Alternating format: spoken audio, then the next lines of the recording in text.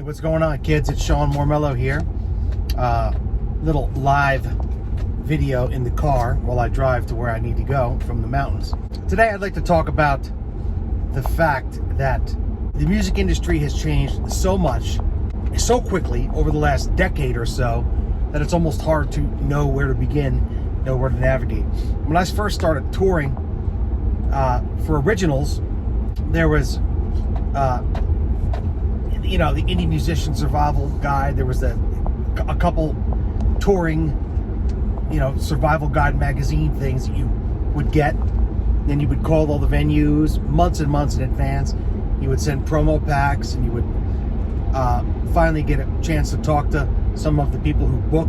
You would book dates, and then you would try to do as much promo around town as possible. Send flyers and posters and kind of leave it up to the managers and the booking people to get you guys business. And there was almost, maybe it was a college market, and you sent out your CDs to that college and you got some airplay, then you were able to go play in that market. Even better if you were on the NACA circuit, which was a big touring circuit that still exists now, where artists can go and play at colleges for college students in college towns.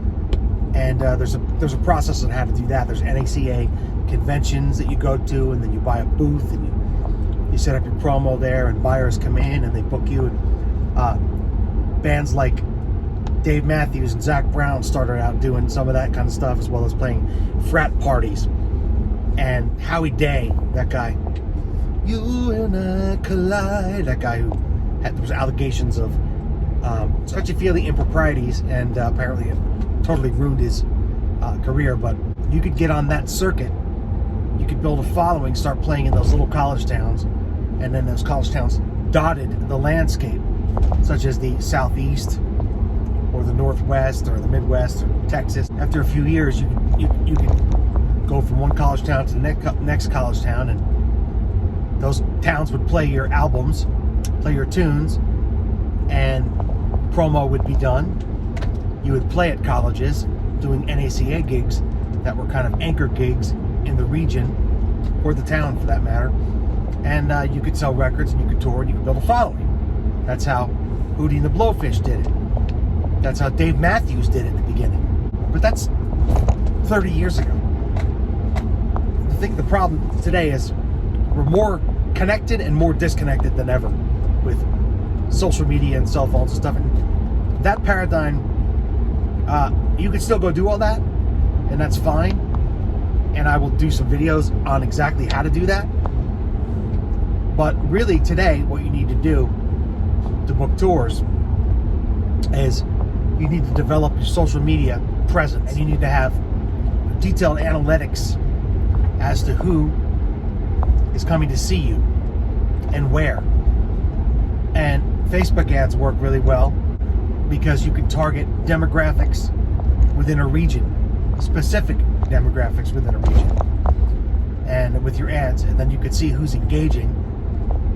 Then you can focus your marketing and your promo in that region to that demographic, and use that as an anchor to start booking gigs.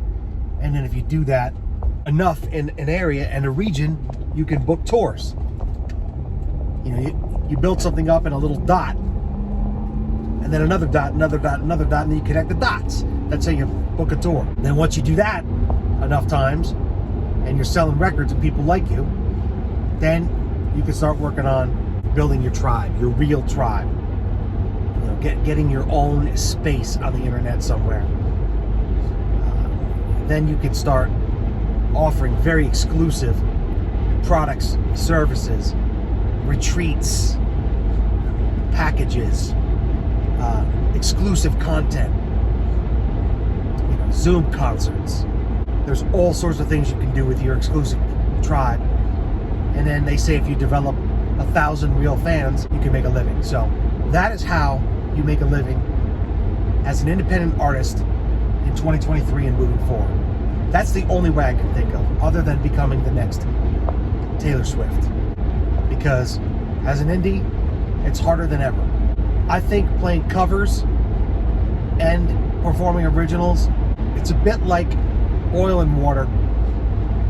You can shake them up a little bit and they'll kind of go together, be congruent in a nice dressing. But if you stick them on a table long enough, they're going to separate again. The two don't really go together.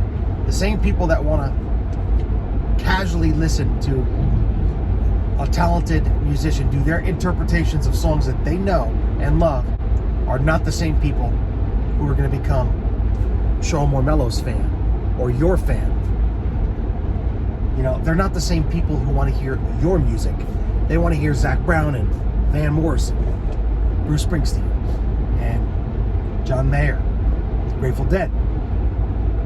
That's why, if you want to be, or it's not if you want to be, if you are an artist, if you're compelled to create your own artistic contributions to the world, then what you need to do is obviously come up, learn cover materials so you can learn what a good song is. That's why, historically speaking, when people came up as musicians, they had a huge repertoire to learn that covered the gamut of the great classic works.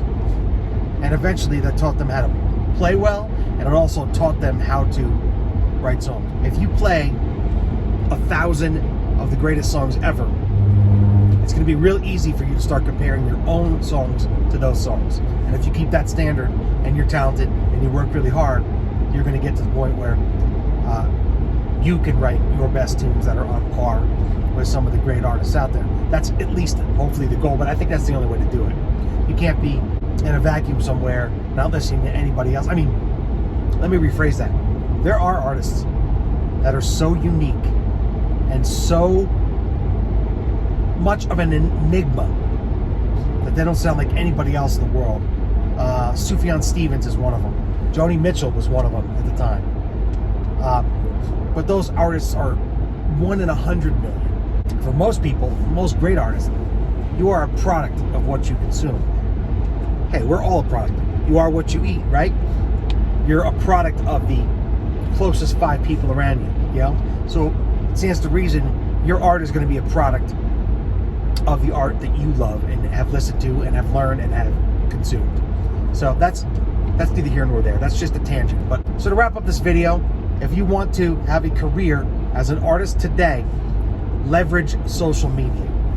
Get it out there, and then you can very strategically and specifically target the demographics and the areas. You start out in your hometown first.